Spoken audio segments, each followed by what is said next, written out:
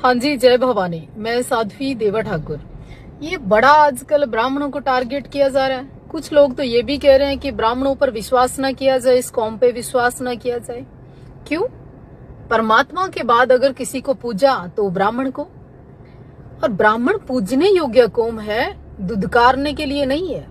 और भगवान के बाद अगर किसी का स्थान आता है तो वो ब्राह्मण कौम का आता है, और हम तो उस कौम के वंशज हैं कि भगवान श्री राम ने स्वयं ब्रह्मा को पूजा और इस सृष्टि के रचयिता रहे।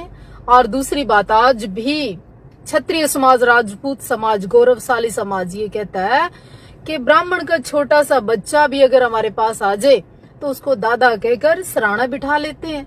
उस कौम को लोग कह रहे हैं कि विश्वास न करो। वो क्या रहा हरियाणा में? कोई बोलने वाला, जवाब देने वाला, दुदकारने वाला, जूते मारने वाला बचा नहीं क्या? ये 2, 4, 5 मैं असभ्यता या ऐसे शब्दों का प्रयोग नहीं करना चाहती। होया करे ना, एक तो सांड होया करे, एक सांडनी होया करे। तो वो सांडनी टाइप का जो काम है वो कर रही हैं जो कहीं महिलाएं, जिनके शब्दों के ऊपर लगाम नहीं है। ब्राह्मणों ने अगर श्राप दे दिया ना, कहीं के नहीं रहोगे।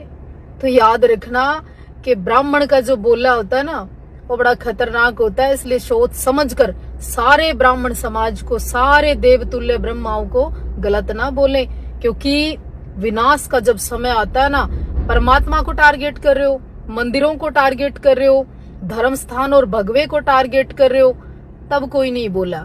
लेकिन अब सीधी सीधी चोट एक ब्राह्मण जाति पर कर रहे हो, इसका मतलब है कि विनाश का समय बहुत नजदीक आ चुका है। अपना हिसाब किताब सा लगा के रहो, कहीं ऐसा ना हो कि यू हरियाणा है प्रधान। साध्वी देवा ठाकुर।